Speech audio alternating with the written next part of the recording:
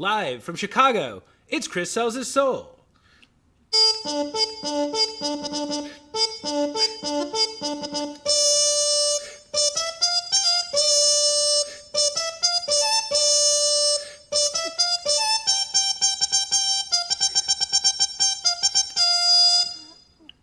I'm your host, Chris Bogue, and this is my show on LinkedIn Live where I have conversations with cool people who will help you work more creatively.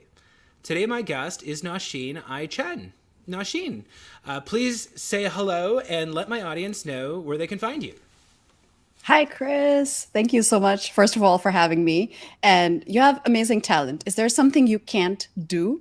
Because I'm blown away by all the awesome stuff that you Can't do. draw. I can't draw. I can't draw. Okay, fair. That's fair. Leave something for the others. Yeah. Hi, guys. I'm Nausheen.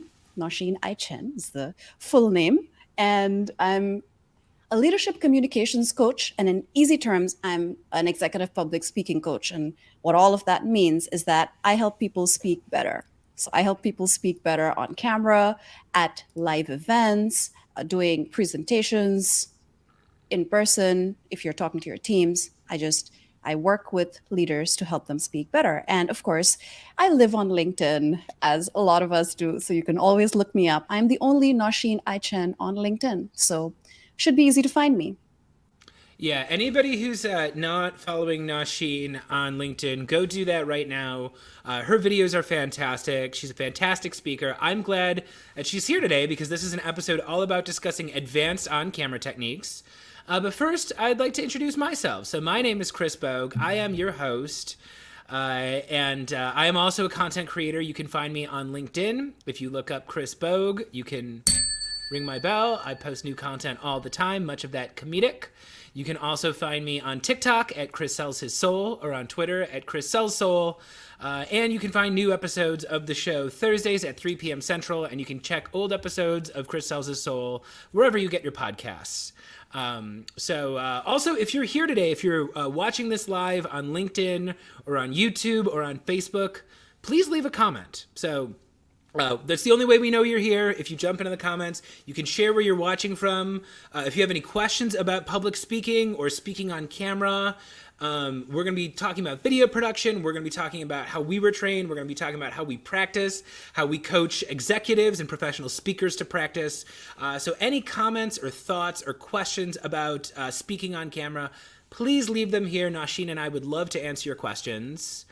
And let's get it started. So, Nausheen, I want to talk a little bit about training because I did a lot of comedy through my life. It's one of these professions where people see you doing it and they're like, oh, I could just do that. They don't realize that the people out here who are doing video at a high level usually have a lot of different types of training. So I was very drawn to your style. I think you have a very powerful on-camera presence. And yeah, why don't you just kind of take us through the backstory of like, how did you start getting into this world? How did you start doing things in front of the camera professionally? Yeah, sure. And I just want to take a second to give a shout out to everyone who's here. Hi, guys. Push Crudge is actually here at 5:30 a.m. He set an alarm and he's up early. So Whoa. that's awesome. All of you guys are awesome. Hello. Great to see you guys live. And, Chris, I was, you know, that annoying kid that always gets up at family reunions and recites that awful poem on stage. So I was always that annoying kid. I loved performing every chance I got. It was the one thing that I loved doing, all eyes on me and just showtime. And it just took me a very long time to get to a point where I realized that speaking in public was my calling in life. I did many other things along the way. I did corporate PR and marketing at Procter and Gamble, and I became one of the youngest trainers there. Still something I did on the side, and never occurred to me that this is something I liked doing and I should be doing it. I became a filmmaker. One of my films ended up at a film festival in Tenerife in Spain. And I went there, I presented my film, I showed the trailer. And after the trailer, a lot of investors came up to me and said, "You were great. Your presentation was amazing. Your trailer sucked. And I still didn't understand that speaking in public was my calling. I then went on doing filmmaking and entrepreneurship for the next 6 years because why not? And after COVID, which has been a turning point for so many of us, very happily, I realized that I need to be doing something I'm more in sync with.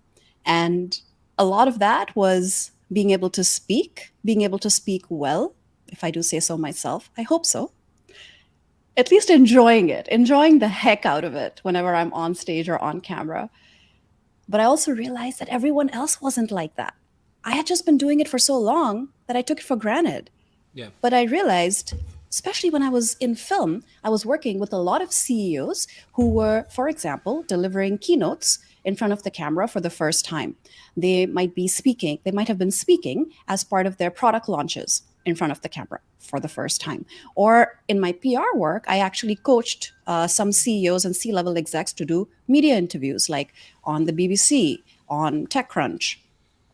And they were all so nervous, but more than that, they weren't able to overcome their nerves. All of us get nervous. I woke up at like 7:30 a.m. No, I woke up at 7:11 a.m. I set an alarm for 7:15, but I woke up at 7:11 thinking, "Oh my god, I have to get up. I have to do this live event with Chris. It's going to be awesome, but I'm still so nervous." Oh, this live event with Chris. I could be sleeping. I could have been actually, but I no, I didn't want to be. And no, I was still nervous, right? Like my heart still beats fast every time I go live. I'm sure the same thing happens for you, even though you must have done like, I don't know, 325 lives by now. I've done a So lot of everyone these, gets yeah. those nerves. But it's what you do with that excitement. It's what you do with that energy if you can channel it into performing. And that's what I help my clients do. I help them really understand what it is that they're feeling before they go on camera or on stage, how they can really be more in control, how they can be more present, and how they can analyze their own performance just like an athlete post game and really learn from every single time that they're on camera or on stage or presenting to their team and really understand what are the foundational skills under all of that. So that was a really long answer to your question. I was gonna say, so I have a question here. So, the second half of the show, we're gonna talk a little bit about how do people practice by themselves. But I am interested in when did you start learning you could do things better? Because you know the thing you say to me, I experience this all the time. I work with CEOs. Sometimes I'm working with executives, and for me, I came up in these very competitive speaking environments. So I was a speech team captain, if you could believe it. I was always auditioning for shows. I did some on camera work. I was doing some network television. You're in these situations, especially when you're at national competitions and stuff, where someone just ranks you down and says you were bad, you spoke too quickly, you didn't enunciate well enough, you didn't connect with the audience, Yeah. this fell flat. There had to be a context where I could be like, you know what, I need to get better at this. I did not do as well as I could. So I want to learn, when was the first time you had a wake-up call, or when was the first time when you were put into a situation where you realized, oh, I'm not as good at this as I want to be yet, but here's a system, or here's a coach, or here's somebody who I think could help me improve? I had gone into my corporate life really thinking I was awesome at speaking in public. I had been in radio in college, not college radio, real radio, because I went out and got a job at a radio station because I love radio. That's a whole separate passion, but I loved speaking and I loved the idea of entertaining. So I arrive at my corporate job all thinking like I am the bomb. On my second day at this Fortune 50 company, my boss tells me, "Yeah, let's see what you got. Why don't you go present this product launch campaign to our agency?" And I had literally joined a day ago. So I went in there. I was quite fearless going in. I had fun. And after the presentation, my boss said, your hands were all over the place. And you were talking so fast that we could barely keep up with you. And I realized all that stuff I was talking about, that nervous energy, I was not able to channel it well. I had that nervous energy. I was excited and I was just like talking like this and I was just like gesturing everything. And I was just like, this is it. And this is, and have any questions? So that's when I realized I need to really work on it. And so I've been working on it. I've been working on it for like 16 years. I can't tell you I had like one specific moment or one specific thing which like turned me or exponentially helped me. I took the long way. I really think I took the absolute long way to getting here. That was when I was 22. Now I'm 39. Between then and now, I must have spoken, I don't know, I've lost count. I must have spoken at more than 100 different kinds of events, from little teensy weensy events like with like 5 people to all the way to TEDx. I've done 2 TEDx talks by now. And I've been on TV, done a lot of live events, done podcasts, hosted my own podcast. So it's just about seeking every single opportunity, but also being strategic. I don't exactly agree with just like how just practice will get you there, because practice can also really cement in those bad habits. So I think I was just very intentional about it, but I was also very slow. Okay, yeah. For me, it was interesting because I started by doing a lot of live stuff. And I don't know if you ever had a moment like this, or if anybody in the audience has ever had a moment like this. By the way, Drew, I'm just going to throw this up here. Very, very appreciative of this comment there. We've got some very kind people in the audience today. But yeah, I was doing a lot of live stuff. I was doing a lot of in-person events. I had to be very loud and very big. And I remember I got a TV gig and I was there and they had me mic'd up. And I started talking and they're like, why are you shouting at us? Right? Hey, like, could you like tone it down a little bit? And I work with salespeople. I do a lot of training of salespeople, and there are so many people who are fantastic in a room. They make sure every single person in that room is hitting their message. They're being loud and enunciating clearly, and they're really making sure the people in the back can hear them. And I'm like, it is a different relationship when you've got a really sensitive microphone and the audience. I always tell my coaching clients, I'm like, hey, if they're watching you on video, you're 18 inches away from their face. You are closer to them than 99.99% of people in their life will ever get. So you can't be as huge as you are when you're one person in a room of 1,000. But yeah, it took a long time, and we'll get into the self-evaluation soon. But yeah, I had to really look at it and kind of cringe before I was able to realize that I was doing it badly. And I don't know, you do a lot of this in this world too. What if you had to ballpark it? What percentage of CEOs would you guess actually work on their public speaking skills, and who's out there just kind of doing it because they've been in charge enough to know that they're always speaking every day? I would say it varies by industry and also by country, by geography. Unfortunately, I would say in Asia it's probably less than 10%, possibly with the exception of India. I've seen a lot of people in India right now that are just extremely, really into getting much better on camera and in public speaking. I really love that.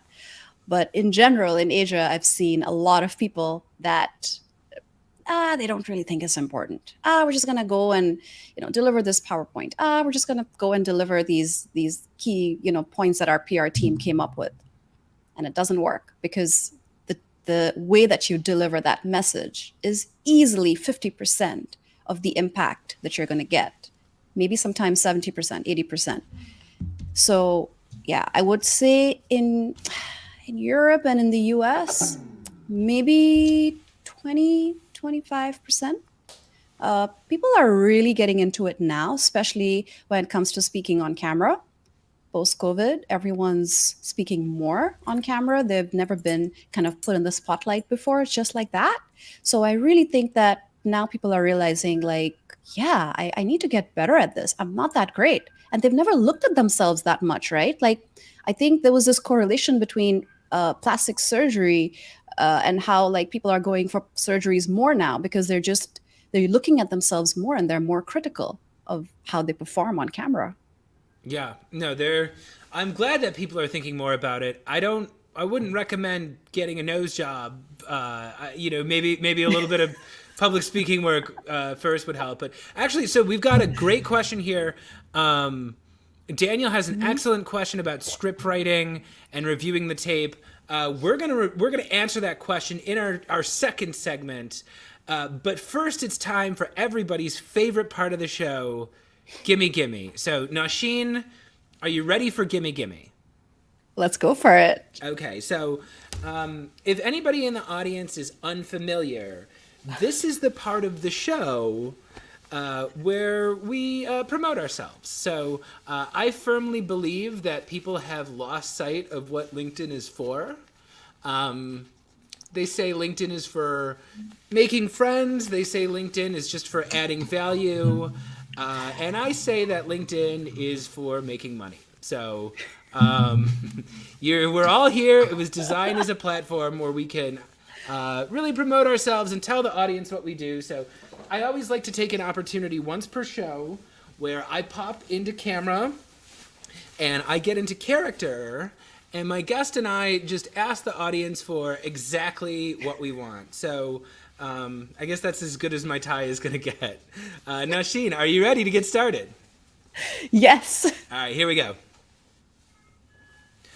Hey folks, Boss Bogue here for another segment of Gimme Gimme, the part of the show where my guest and I ask you for money. Nausheen, what do you got? Well, this is the part I'm worst at. Anyone who's interacted with me on LinkedIn knows that I just really can't talk about what I'm selling, but I'm going to give it a shot. So I coach CEOs and C-level execs, sometimes middle management, and also entrepreneurs on how to speak better. So if you have an event coming up that is really important and you feel like you're just not there yet in terms of how impactful you want to be on that stage, or if you've just been promoted to a position where you're now more visible in the company and you need to be presenting in higher profile environments, or if you are an entrepreneur and your 2023 goal is to get your first TEDx. I help all these people. I help you really understand what your speaking skill set is right now, what are your current strengths and opportunity areas, and how you can really build the foundations of strong speaking skills, no matter what the platform is. And eventually, if you're really invested in building your personal brand, you're going to explore different platforms. You're going to want to make a little bit of video content. You're going to want to do some podcasts, and then you would like to be offline and, presenting at events or giving keynotes. So that's what I do. Yeah, go check out Nausheen. Shoot her a DM if you're a corporate executive, because as the boss knows, most of you CEOs out there on LinkedIn are absolutely garbage when it comes to giving public speeches. All right, long gone are the days where you could just close the doors and your subordinates have to sit there and listen to you talk. They could just go check their email right now if you're not interesting. So if you don't think you need a public speaking coach, you especially need one. It's all the people who think that they're too good to get a coach. No, you suck. You're garbage. I'm sorry. I'm your friend. I want to support you. But get out there. If you're a corporate executive, get on the phone with Nausheen. Send her a DM. Improve your on-video skills. And if you're doing sales, let's talk a little bit. So I'm sure you've been seeing the news lately, right? Chili Piper had over 50 layoffs today. B2B SaaS companies are cutting their budgets. They are cutting sales. They're cutting cold callers. Times are rough. Who possibly could have seen this coming except me every single day for 2 fucking years, folks? We got to get on video because you don't have as much people calling and sending emails for you anymore. So if you were getting ahead of the game, you would have been doing this 2 years ago, but it's okay. I know nobody out there has a process, which is why I have a new course that you can take so you can become an expert at selling on video. It's called The Complete Guide to Selling on Video. It costs $250, and I know you spend more than that on a pizza party, right? So if you're looking at your Q4 numbers right now, you don't know where the revenue is going to come from, I suggest putting down the phone for 2.5 hours and completing my course. You will learn everything from lighting, staging, on-camera performance, script writing, video for every stage of your pipeline. That's cold outreach, warm follow-ups, meeting recaps, quotes, referrals, renewals. You can use video for everything. And if it's 30 seconds long, they'll actually watch it. But only if you know how to get it in the primary inbox. So go to chrisbogue.io. You can purchase the course on my website today. It is $250 American dollars. And if you use the promo Gimme, you'll get $50 off your order. So don't delay. Get it today. Nausheen, do you have anything else to say about your services before we move on to the next segment? No, I think I said it all. Shoot me a DM if you're interested. And shout out to all the awesome people talking in the comments. Hi, Tamara. Hi, Nathan. I saw you there a little earlier. Hi, Drew. Hi, Susan. Hi, Brian. So I use this time to give shout outs. Excellent. Well, that's been Gimme. We are about to go to our next segment. But first, a word from our sponsors, me. Because I do this all myself. The only reason why you're able to see us here is because I bring in money to fund the show. And that comes from viewers like you who purchase my products and my coaching services. So please take this moment to enjoy an announcement. And then Nausheen and I are going to get into topic 2, which is how we practice on camera. So here we go. Get ready for the big announcement. So we got this. And here we go. Fan mail time. Today's message comes from Kent Picato, all the way in Hobbitsville, Michigan. Kent writes, "Dear Chris, I love your funny commercials, but why don't you ever try to make a serious one about your course, showing us the real benefits?" Well, let's give it a try, Kent. Hello, I'm Dr. Funkenstein. You don't have to be a scientist to understand the science of Chris Bogue's Guide to Selling on Video. Most sellers suffer from a condition known as they don't make enough videos. The Chris Bogue method will teach you how to make many videos fast. I already send out 100 videos a week and I never get any responses. What the heck is wrong? Great question. You might be suffering from a condition known as your videos are long and awkward. I recommend making them short and kind of delightful. My problem is that I'm a failure who's bad at sales. Is that a problem? Of course not. A recent study on quota attainment reveals that most sales teams don't know how to sell either. By the time you're done with the complete guide to selling on video, you'll be ahead of the game. I paid for sales training once before. It was lame. Your training was probably not fun and contained 0 Wegman bits. The complete guide to selling on video is fun and contains a few Wegman bits. My videos don't have captions. Should they? Sellers who use quality captions in their prospecting videos see an increase of up to 400% in open and response rates. That sounds scientific. Yeah, sure. Is this one of those courses that cost $3,000? I can't afford that. That is wrong. The complete guide to selling on video costs only $199 when you use promo code GIMME at chrisbogue.io. Get yours today, and when you hit your quota, tell them Dr. Funkenstein sent you. Dr. Funkenstein is not a doctor and does not claim to be one. Statements by Dr. Funkenstein are of his own opinion and do not reflect the opinions of Chris Bogue or Chris Bogue Communications, LLC. Talk to your sales manager to learn if video selling is right for you. Side effects may include confidence on camera, increased pipeline velocity, and mild bouts of laughter. If you experience an erection lasting longer than 13 hours, it may be due to a health issue unrelated to the complete guide to selling on video, at which point, talk to your doctor to see if continuing the course is right for you. Well, I tried. Thanks anyway, Kent, and we'll give it another shot next week.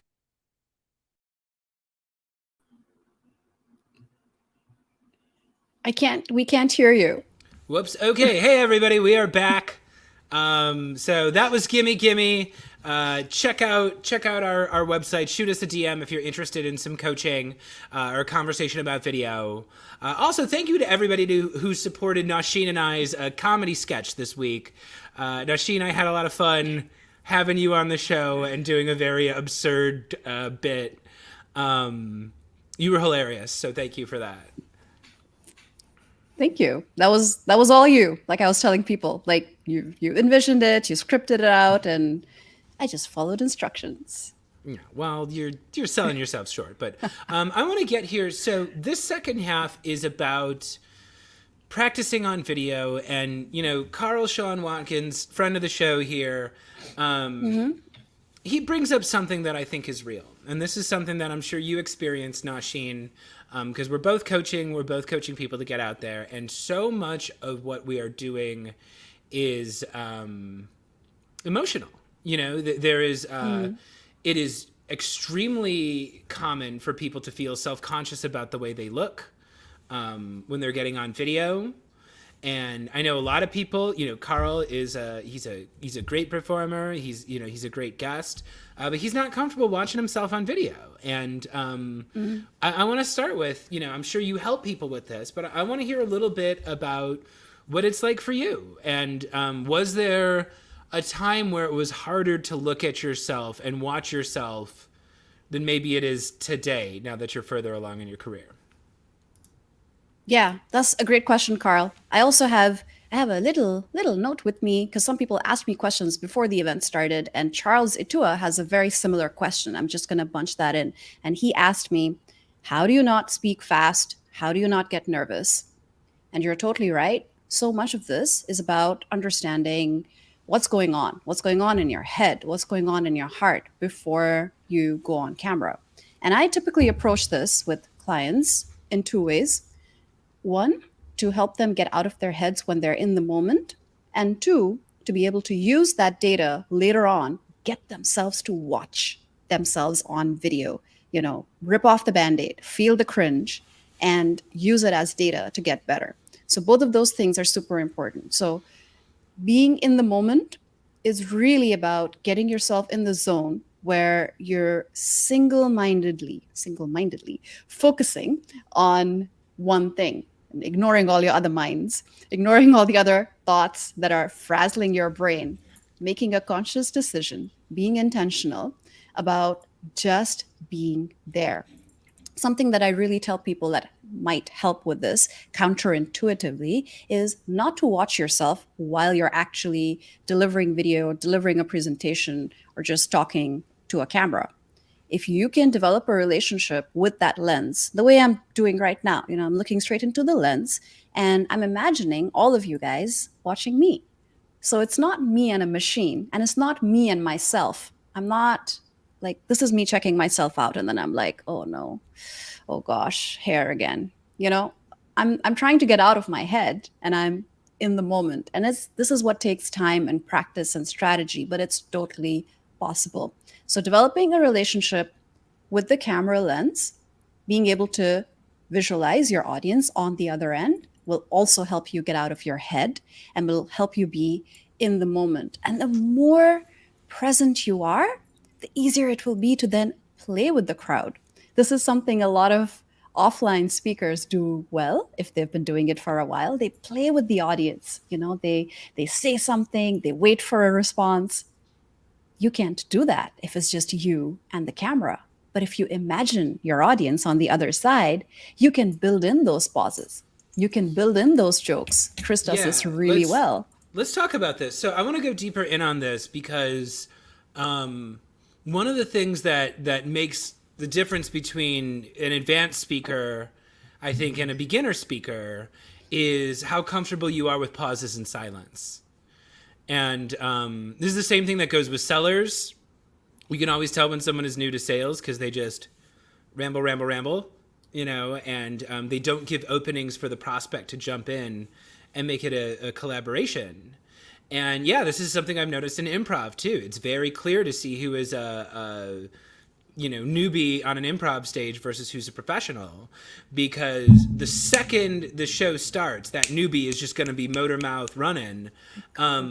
Whereas if you see somebody, if Tina Fey or Scott Adsit or somebody shows up and drops into an improv set at Second City, usually what they do is they take a couple moments of silence at the start of the scene. They establish kind of what their attitude is towards the other players on there.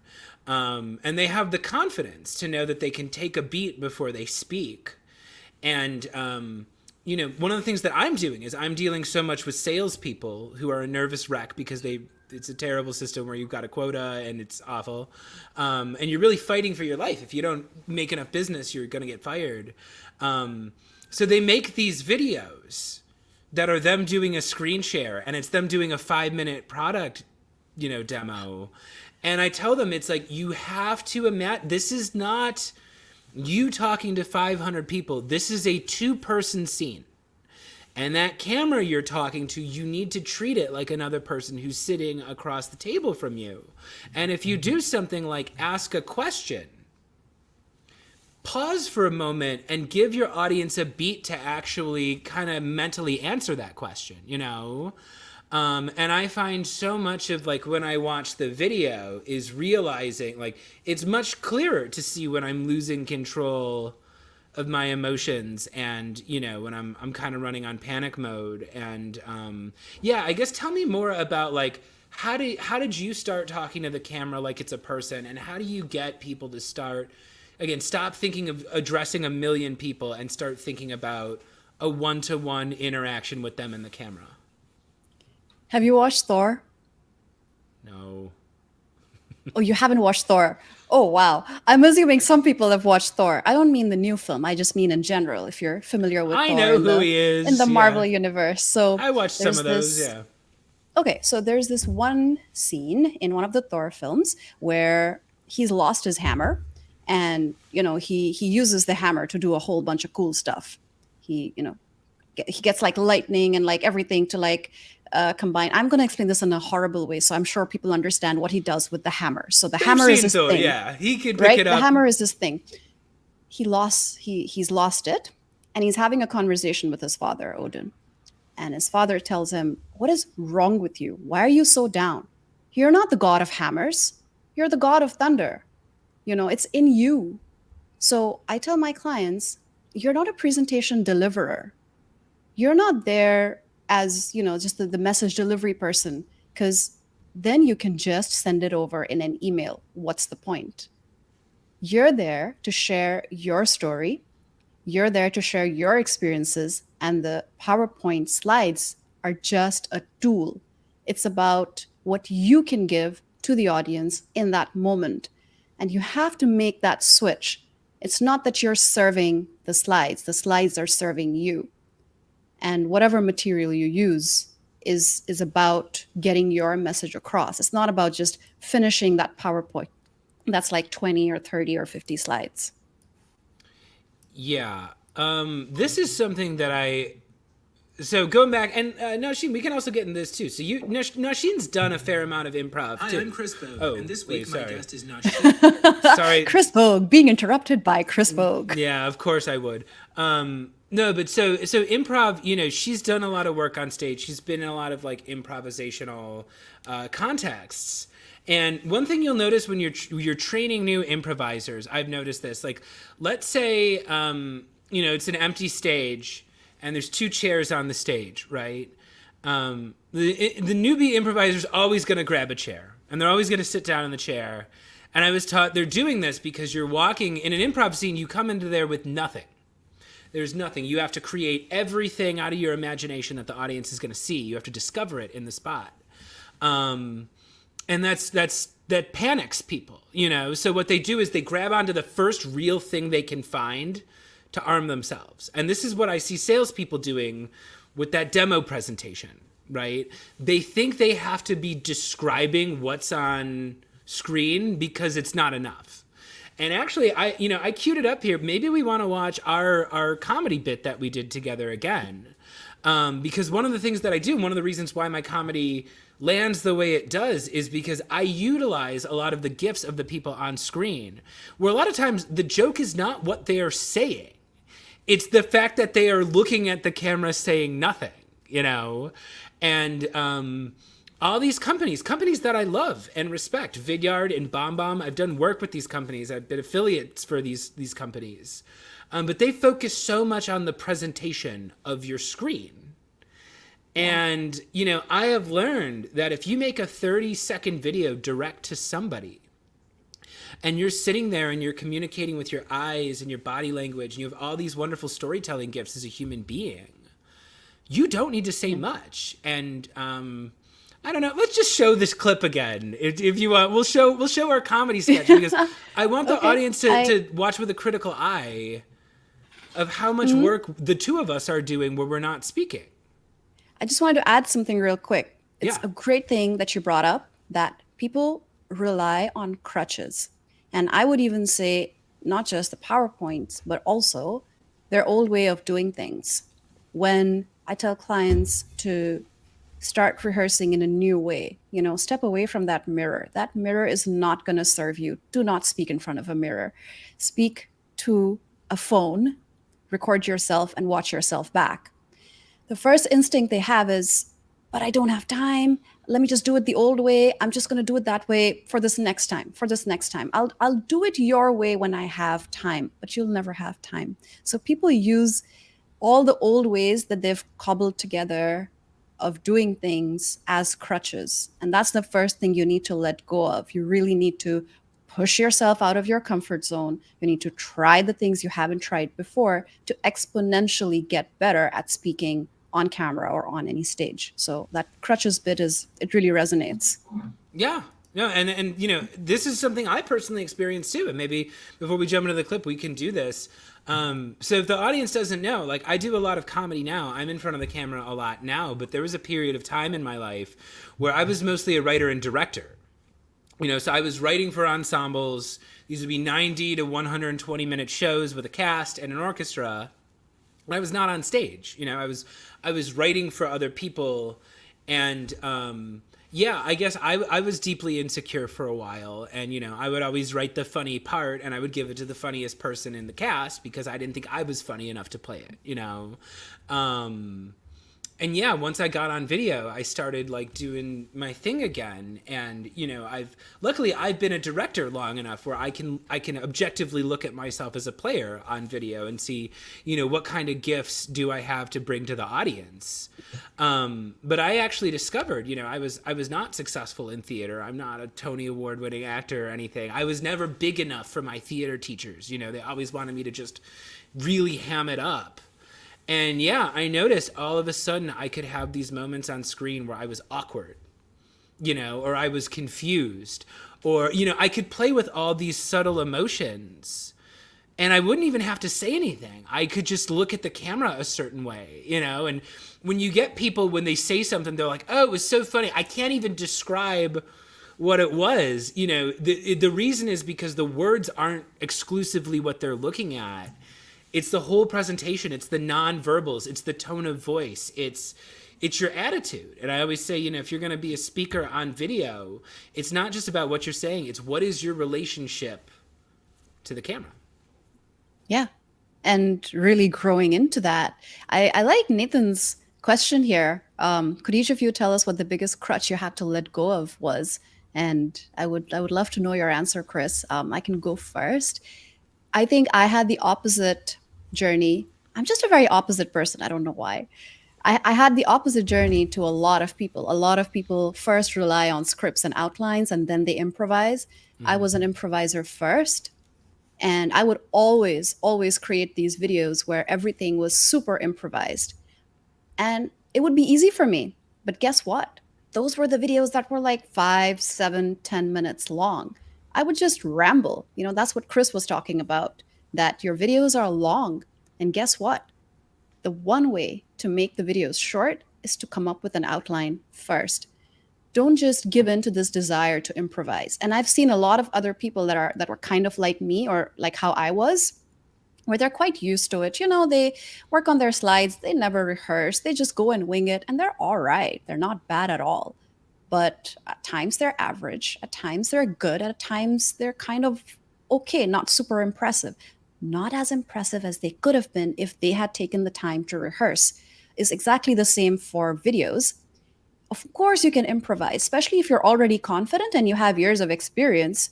You can take a phone anytime and start talking into it. Is it going to be as impactful as if you think it out, plan it out, and just have an outline, not even a script? Don't read a script if you don't know how to put emotions in while you're reading a script. But having an outline and following that outline for the video, that was the biggest change I made. So my crutch was improvisation, believe it or not, for the longest time. Yeah, I believe it. I believe, and again, this is why a lot of people don't want to watch the tape because, if it's good enough, if you made it through to the end and you didn't fall apart, like, there's no need to watch the video. But if you watch the video, you might realize you made a 4-minute video that could have been 20 seconds long, I will say, so I had a couple crutches, Nathan, that I relied on. Number one being self-deprecation. This is a comedy thing. A lot of people get into comedy because they are insecure, and it's a way to protect yourself. You know, I wasn't a super jock growing up. I was self-conscious about my appearance, but I found that if I was funny, I could get popular kids to like me. I could date girls. I could, you know, the confidence was, the comedy was always making up for a lack of confidence that I had. And a lot of my comedy heroes are very self-deprecating. Conan O'Brien always makes fun of himself. I realized at some point, especially once I got into sales, that I had reached a threshold where the self-deprecation was hurting me. I was going out there and undermining myself, undermining my own credibility, diminishing my own talents, in order to try to get myself on the audience's level. You know, because I thought if I just went out there and spoke what I knew about without confidence, I was being lame, or I was being, I don't know what it was, but I felt I was raised in the Midwest. There's a Midwestern self-deprecation. I had Will Aitken from, you know, Vidyard and Sales Feed on here a couple months ago, and he's got a very British sense of self-deprecation. But he does the same thing where it gets a laugh, but sometimes you just have to go out there as the expert. The audience wants you to take control of the stage, and too much of that self-deprecation can lead to apologizing, can lead to just giving nervous signals that undermines your message. That's a great point. And I would say a lot of women also use self deprecating humor because they just feel like, oh, if I make fun of myself, no one else will. Or if I make fun of myself, I'm the one in control. Might be true, but not really because, yeah, too much self deprecation just kind of starts hitting a sour note. And sorry, can I take one more question? It's like I'm Please, yeah, we'll throw it up asking here on the for. screen. Tell me when I'm asking for too much. There was a question by Pushkaraj earlier, and I realized we kind of glanced past it. He asked at 8:28. You can see that he asked that, This one? you know, he sees, and this is actually I think for you because he saw your video on Mhm. my post, and you know I can say a few words, but I would love for you to address this. For me, one of the best examples of someone who uses effects and videos really well is Alex B. Sheridan, if I'm pronouncing his last name right. I'm sure you know him. Yeah. And he does this, like, he does an insane number of effects. I have never seen anyone do that. Like, entire background replacements and like 3D objects flying in and out of his hands. It's just like, it's crazy, but somehow he still gets the message across. So I would not say that these two um, are mutually exclusive. And just for your benefit, Chris, he uses a Hindi word in there, masala graphics. So I think he means like flashy graphics. You know, So yeah, I I would love to actually hear have your I point have of a view. different opinion on this. So this is a great question. And yes, I do use editing in my techniques because I'm doing a lot of sophisticated comedy things that like I need to be able to rewind the footage and, you know, have different like the reason why my stuff got more advanced was because I really wanted to execute on some of these comedy ideas that were just like bigger scale. But one of the reasons why I started my business was actually, so it was a study on the 2020 US election. Now, I do not talk about politics. Anybody who follows my LinkedIn stuff knows I'm not out here, you know, proselytizing for my political party or whatever. I always try to do something that, you know, both sides, liberals and conservatives, can get behind. You know, I think it's a more fun way to work. But this study really stuck with me because they were trying to figure out what changes a person's mind. They were studying swing voters in 2020, so people who voted for one party in 2016 and changed their vote in 2020. Very small segment of the public, very important, you know. They wanted to figure out what ads spoke to this group, and they found that the ads with too much special effects, people actually didn't trust. So if it was too many Hollywood celebrities, if it was too many graphics, too many like weird spiraling 3D hologram graphics, people didn't really trust it as much as when it was a person looking straight into the camera being like, hey, I'm voting for Donald Trump and here's why. Hey, I'm a farmer. I'm voting for Joe Biden. I live here in Florida, and here's why. That's what the audience, that's what the voters found was more persuasive. So yeah, I actually say, and this is why I do my sales a certain way. I don't have crazy special effects. I'm not showing up as Dr. Funkenstein with my fake pharmaceutical ad when I'm reaching out to corporate executives to potentially hire me as a trainer. I am speaking to them directly, and the only graphics you see on the screen are captions because I don't want them to think about anything other than the words that I'm saying. You know, so for me, it's a difference between like, hey, am I doing a comedy sketch that's 2 minutes long? Okay, well, you know, a lot of my mentors and teachers and coaches taught me that, especially on YouTube, you want there to be changing. Something's got to change every 7 to 10 seconds. Maybe that's text on screen. Maybe that's a change in emotion.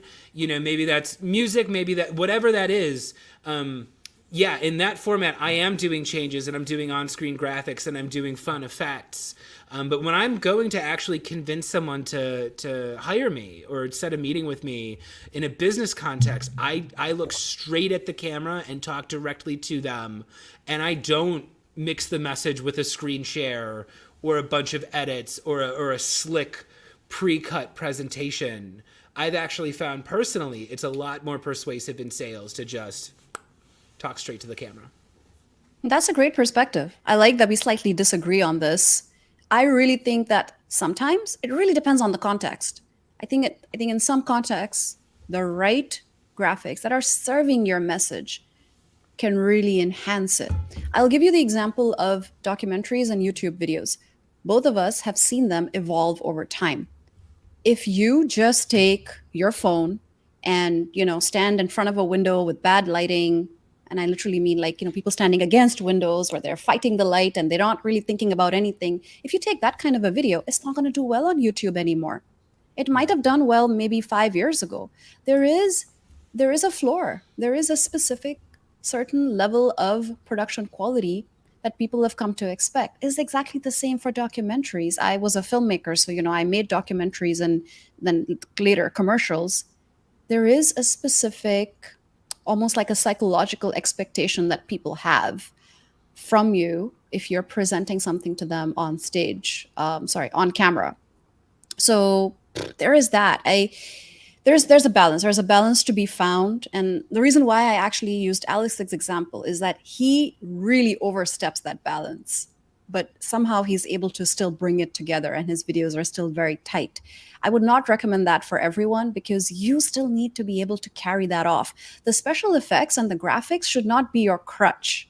Again, they should serve you and serve the message, not the other way around. So to your point, if you're using these fancy spirals and weird effects and transitions just to mask a boring message or mask a boring speaker, that's not going to happen. It's going to make it look even more awkward and lose credibility, like you said. Yeah, for me, it's a matter of like, like what is necessary to make the message more concise, so for me, and like this is the course, I was plugging the course earlier, the course is 2.5 hours long. It's broken into like 40 something different individual video lessons. Some of that is me sitting at a desk.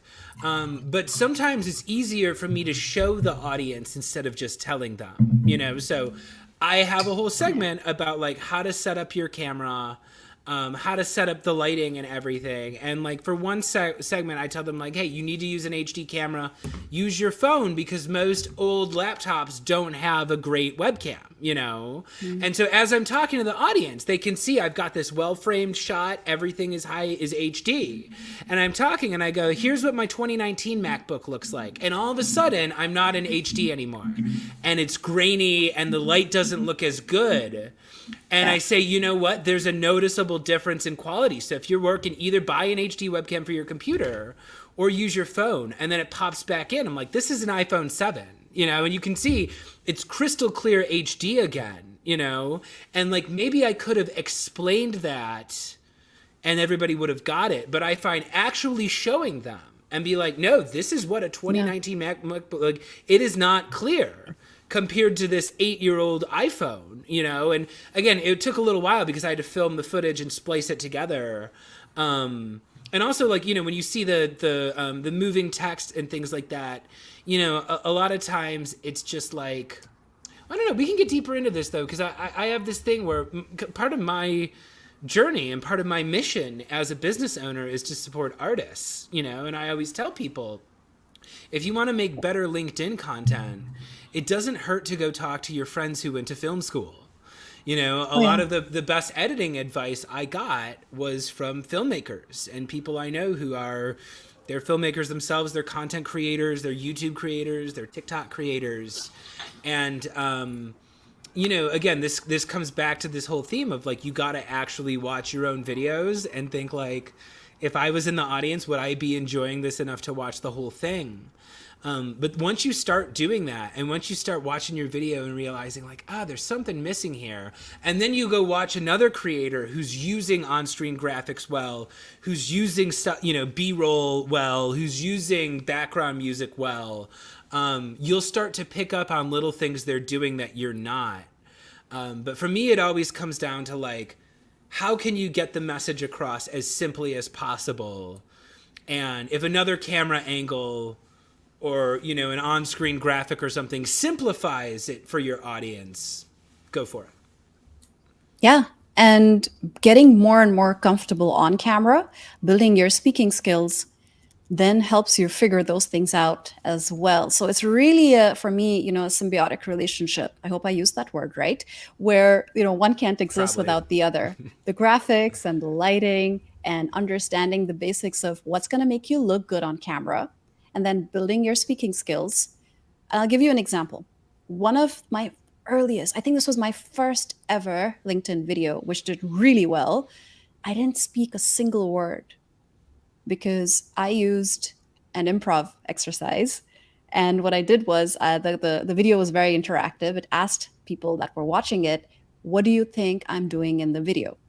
So I didn't speak a single word. It was asking people to guess what I was doing. And I was doing this. I can show you. I was doing this.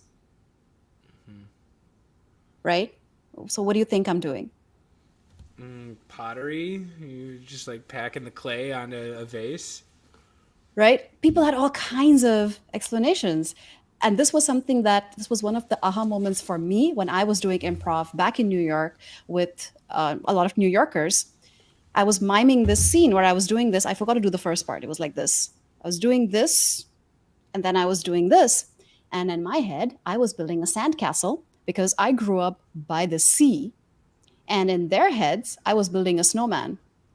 And that was a big aha moment for me that, wow, just the way that you communicate a message, if you don't add in the cultural context, if you don't add in your own explanation as the founder, the person who's, you know, expressing that story, then it can really be lost. And people loved that. I mean, I got such great responses to that. So I was only able to do that because I was comfortable enough to create a video where I didn't have to speak a single word. And I used a concept that I learned from improv and brought it in. So finding your comfort level and then understanding what's going to express your message in the most effective way, just like Chris was saying, is really the magic balance here. I want to jump onto something you said there. I know we're getting to the end of our time here, but I think one thing that comes, and one note that I always like to remind my clients of, you know, that I think you're hitting on here, is that the audience brings their own meaning into the video. You know, and this is why sometimes I recommend saying less rather than more. Because especially in sales, the tendency is like, we think we have to prove to everybody that we have the greatest solution on earth and that it's worth however much we're charging or whatever. But when you come in with new, and this is another thing I learned in this kind of experimental theater that I did in Chicago for a little bit called the Neo-Futurists, where it is hyper honesty. You know, you have to 100% be yourself. You're not being a character. But yeah, I discovered, especially in sales, if I send someone a video being like, this is going to increase your ROI by 400% and it's going to do da-da-da-da, they don't believe it, right? But if I'm looking at them and I'm calm and I'm confident and I'm like, Nausheen, you know, I'm reaching out to you because I know you're doing this work with executive speaking. I know here's a goal you were speaking about. Here's your values you were speaking about. And I think I can help you get there. I work with people who are similar to you. They have a similar style. I've got some ideas for, some things I think I could bring to your, content. Let me know if you're open to chat. In a way, it's like I've found that saying less sometimes allows the audience to fill in their blanks, and they, they can kind of, I don't know. I'm rambling here, ironically, because if you say too much, you can talk yourself out of a sale, whereas if you're kind of a blank slate to the audience, they just see you as nothing but possibilities. They see possibilities for themselves, because I've always learned I'm not the main character in the audience's life. I'm trying to be the most helpful or entertaining or fun minor character in their day. Yeah, I think that one of the traits of a beginner, and you see this a lot in podcasts. I don't know if you've noticed this. A lot of people that are not used to doing podcasts will give 3 to 5 minute long answers. They will just keep talking and rambling on because they think the more they talk, the more value they're providing. That is absolutely not the case. I think it's an upside down bell curve. Of course, at some point, you're talking, you're giving information, and then you plateau. And then you're actually giving less information because the audience tunes you out. And not just that, they're going to forget what you said 3 minutes ago because people just don't remember. So not only are you putting yourself in a position where the audience is absorbing less of what you're saying right now, but you're making them forget what you said earlier. Lose, lose. Yeah, and I will say this too, going back to Carl's point and kind of rounding this out here. Body dysmorphia is real. I understand there are people who have like severe issues watching themselves on video, which is why I always go back to the message, which is why I always go back to the audience. And I always say, you are communicating one thing to your audience. You want to communicate one idea. What's one thing you can get them to understand that they didn't understand 10 minutes ago? And I will just say, for people who are depressed, for people who are self-conscious, for people who have low self-esteem, sometimes your audience likes you better than you. Sometimes I don't feel like I'm attractive. Sometimes I look at myself and I'm like, oh, I'm gaining weight. I'm very self-conscious about the way I look. And then, someone in the comment section will like make a very nice comment about how handsome I look. And like, we can trick ourselves with our own, and this comes back to sabotaging yourself with your self-deprecation and your insecurity. You might not think you're a great speaker, or you might not think what you have to say is valuable. Your audience might disagree, so it's all about them. It's not about you. Any other thoughts here on just kind of this last note of emotions and getting over your own self to put yourself out there? Yeah, I think you just touched upon the imposter syndrome. And a lot of us have that. We always feel like, who am I to be talking to all these people? What do I even have to offer? I felt that immediately, after I got my first TEDx call. They called me and they were like, "You're in." And I was like, "No way." And I literally had 5 seconds of joy and then many, many, many minutes and hours of dread because I was like, what did I just get myself into? I'm going to be on the TEDx stage. Who am I? Who am I to be on that stage? Like, that's a stage that, like, Simon Sinek and like Tony Robbins and like all these amazing people have been on. I can't believe I just took those two names when there are all the other people who have been there. That's what came to mind. And that's the one way to get over your imposter syndrome, to think about what you can offer to the audience. And there's always something you can offer. One of the people that I sought advice from very early on, this wonderful guy called Josh Steinley. He used to be really, really present and visible on LinkedIn once upon a time. I think he's doing less stuff there now. And he was giving a whole presentation on, really getting out there, telling your story, building your brand. This was maybe 5 years ago. And I was in the audience and I asked him, "Josh, what if other people have said what I've said before? I just always get into my head and I feel like this is not new, Nausheen. You're not giving the audience anything new. This has been said before. What, you think you're that creative? You think you're that innovative? You're not." And he said, Do you really think someone else can tell your story? No, only you can. Only you can be that person who's talking about your experiences and your story and what you learned and how you got here. And that's your strength, that's your superpower. Why would you not want to share that with people? And believe it or not, those were some of the words that really propelled me into then working on my personal brand. Years later, but I always think of them. Yeah, well, that is wonderful, Nausheen. So I'm gonna play us out here in just a moment. I'm gonna run one final ad for my audience because they love the infomercials, and also because I got a business to run here. But before we go, one more time, could you just give my audience where they can find you if they want to go watch your content, if they want to go contact you for speaking opportunities or coaching opportunities? How can they find you, Nausheen? LinkedIn is one of the best ways to contact me. And if you just search, my name is right there on the screen, Nausheen I, Chen. I'm the only one. And yeah, if you're convinced that the way that you're speaking right now is really hurting you and not helping you, then that's where I come in. Excellent. Well, it has been a pleasure having you on the show. It has been a joy. Everybody, stay tuned. I'm not doing an episode next week. It is Thanksgiving over here in the United States, but I will be back 1st of December with Will Allred from Lavender, so stay tuned for our sketch. Nausheen, thank you. And everybody in the audience, have a good one. And yeah, let's close it out with one last infomercial. Thank you, Chris. Thanks, Hello? guys. Is this Mr. Sherbert? It sure is. What can I help you with, brother? Hello. You were not expecting this call. Do you have 17 seconds to Hang learn on a about second. Mercifully Short? Is this a cold call? I don't know. You. Never call this number again.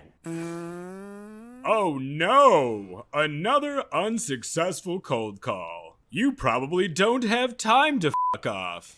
I got a quota to hit. Are you spending hours every week cold calling and cold emailing but not seeing results? There's gotta be a better way. Introducing the complete guide to selling on video.